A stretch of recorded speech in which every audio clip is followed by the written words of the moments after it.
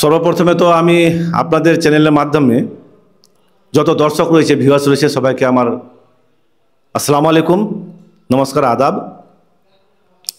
আজকে আমরা আমাদের চাকুলিয়া পার্টি অফিসে ওয়ার রুম করা হয়েছে। আমাদের দলের নেতা, সাংসদ তথা আমাদের টিএমসি পার্টির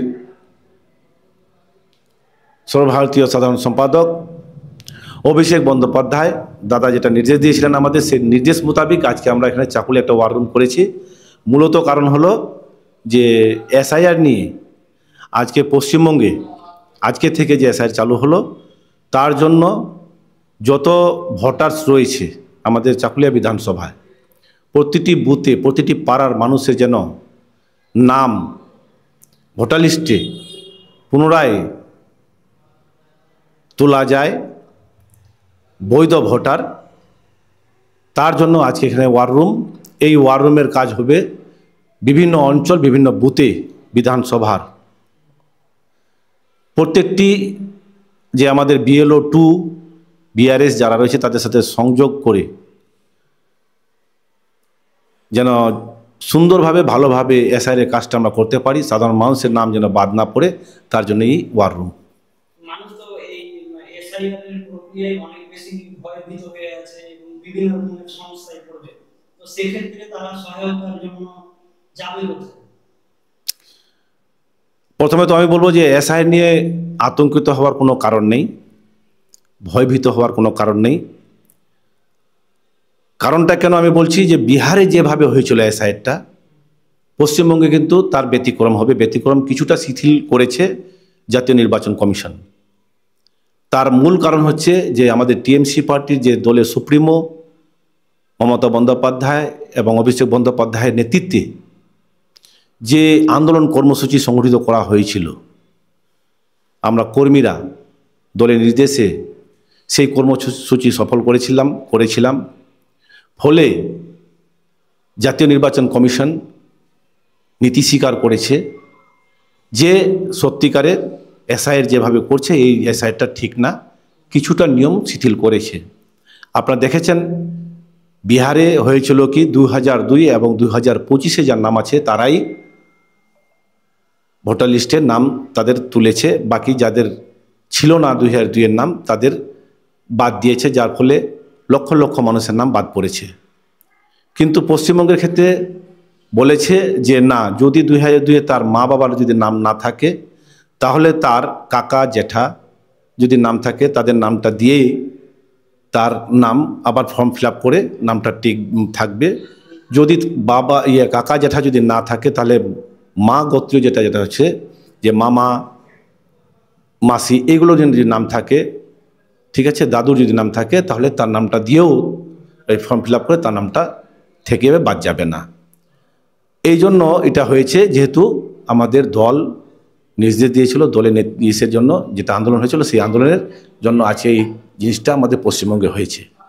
তাছাড়াও আমি বলবো নির্বাচন কমিশন একটা কথা আরও বলেছে, এখন তো হবে 2002 এবং 2025, এর পরবর্তীতে আবার হবে কি 2003, 2004 যদি নাম থাকে তার মা বাবার, তার নামটা দিয়েও এটা করা যাবে।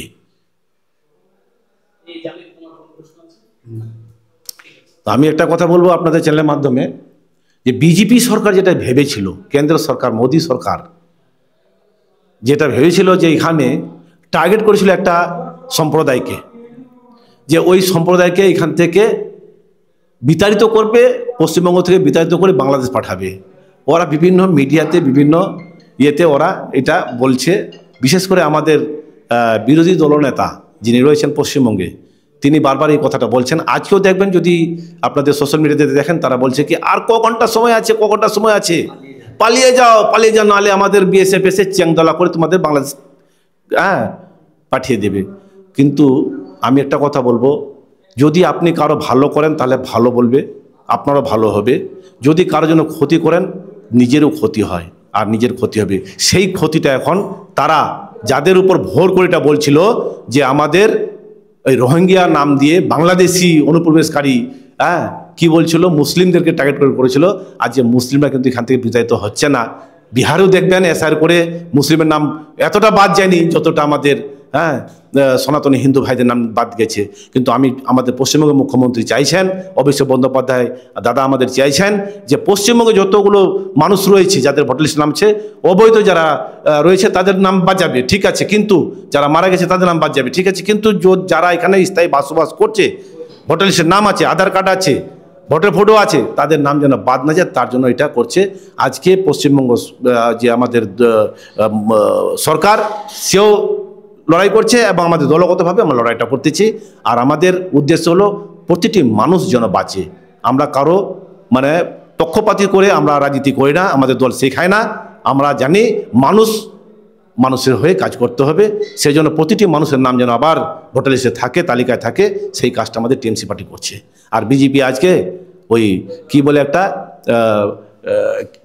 কি ফাঁদে কি বাঘে কি ফাঁদে পড়ে একটা কি একটা প্রবাদ আছে না, আমি বলে আছি, হ্যাঁ, ওই ফাঁদে পড়ে বাঘের কাছে ওই রকম হচ্ছে বিজেপির আজকে। না ওরা খেতে পাচ্ছে না ফেলতে পাচ্ছে, গলায় আটকে গেছে ওদের।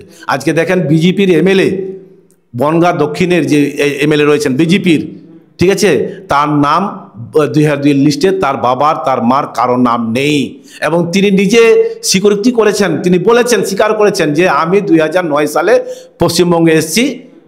তো এখন বলুন, ওর বিধায়কের যদি নাম বাদ যায় তাহলে সাধারণ মানুষের কি ওরা রক্ষা করবে? তো আমি বলবো এই নিয়মটা যেটা করেছিল নির্বাচন কমিশনের মাধ্যমে কেন্দ্রীয় সরকার, আমি বলবো এটা অবৈধ, মানে ভুল, এটা ফালতু একটা মানুষ মারার নীতি, একটা নিয়ম তৈরি করে দিয়ে, আইন তৈরি করে দিয়ে কাজটা করছে, মানুষ মারার জন্য এটা নিয়ম তৈরি করেছে। তো যাই হোক, এটা করা উচিত নয়। হ্যাঁ ঠিক আছে, যারা এখন আছে ভাই, ঠিক আছে, এখন নাম থেকে গেল, এইবার 2025-এ এসআইআর এর মাধ্যমে আপনার নাম থেকে গেল, এরপরে যদি কেউ আসে তাহলে তাকে আমরা সংযোজন করব না, কিংবা নতুন ভোটার লিস্ট নাম তাদের করব না। এটা লাস্ট একটা সুযোগ দেওয়া উচিত ছিল, তা না করে তারা বাঁচতে টার্গেট করেছিল একটা, যাচ্ছে কিন্তু একদিকে। তো ভুলটা ওরা ঠিক বুঝতে পারছে। আমরা এটা বলবো যে সবাই আমরা পশ্চিমবঙ্গের মানুষ, বাঙালি আমরা যারা রয়েছি পশ্চিমবঙ্গের প্রায় 10.5 কোটি মানুষ, সবাই যেন আমরা মিলেমিশে এক জায়গায় থাকতে পারি, সব ধর্ম জাতি নির্বিশেষে মানুষের হয়ে কাজ করি, এটা আমাদের সংকল্প।